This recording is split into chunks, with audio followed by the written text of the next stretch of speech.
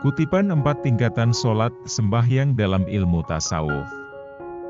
Simak sampai habis agar tidak gagal dalam pemahamannya. Terima kasih. Bismillah. Assalamualaikum warahmatullahi wabarakatuh. Tentang salat daim, kitab Centini mengajarkan melalui nasihat Syekh Amung Raga kepada istrinya, Niken Tambang Raras, yaitu zikir yang tidak pernah berhenti, bahkan terus-menerus menyertai tarikan nafas, dan dilatih sesuai kata hati. Sementara itu tentang salat, sebagian besar orang Jawa menyebut sembahyang, dari asal kata menyembah Sang Hyang Maha Tunggal, Esa, lagi Maha Wenang, kuasa. Oleh karena itu sembahyang bukanlah hanya sekedar mengerjakan salat 5 waktu dengan rukuk dan sujudnya semata-mata, tapi meliputi 4 tingkatan. Kitab Wedatama dalam bait ke-48 sampai dengan 72 menjelaskan 4 tingkatan tadi, yaitu tingkat pertama, sembah raga. Kedua, sembah cipta atau sembah kalbu. Ketiga, sembah jiwa. Keempat, sembah rasa. Sembah raga merupakan langkah awal dari keseluruhan tingkatan sembahyang. Ibarat jenjang kepegawaian ia masih dalam tingkat magang, dengan tujuan melatih mendekatkan diri ke Gusti Allah. Sembah raga bersuci dengan air dan melaksanakan salat 5 waktu. Sembah raga juga dapat diartikan ibadah kepada Gusti Allah secara fisik dan lahiriah, secara tampak mata, secara syariat. Sembah cipta atau sembah kalbu adalah ibadah batin yang jauh lebih sulit dibanding ibadah lahir.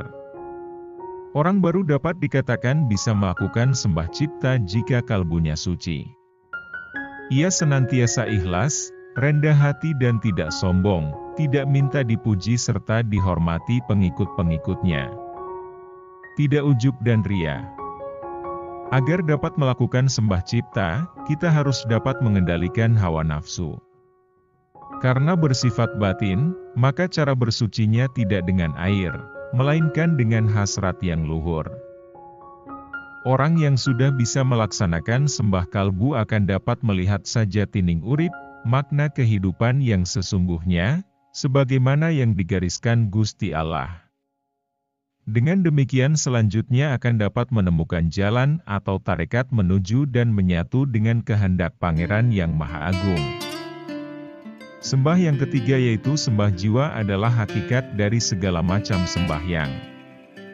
Tidak semua orang mampu melakukan ini. Orang yang dapat melaksanakan sembahyang ketiga ini, jiwanya senantiasa mampu mengendalikan raga, cipta atau kalbu dan hasrat atau karsanya.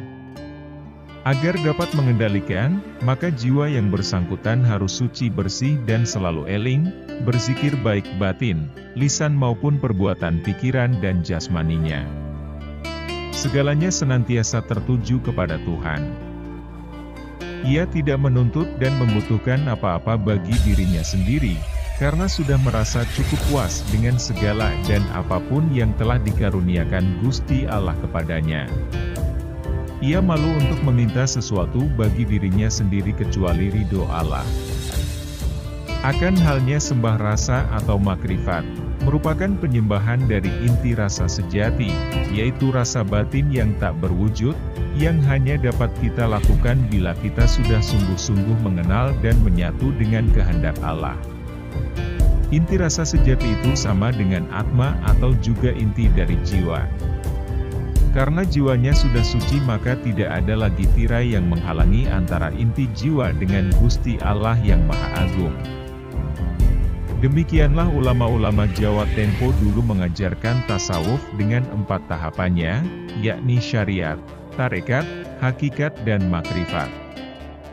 Nasihat almarhumah ibu, hati-hatilah jika berhadapan dengan orang-orang yang patut diduga sudah mampu melakukan sembah kalbu, sembah jiwa dan lebih-lebih sembah rasa.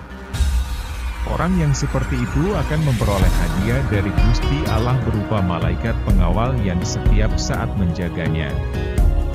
Maka jangan sampai kita berbuat atau berbicara yang tidak baik terhadap orang tersebut.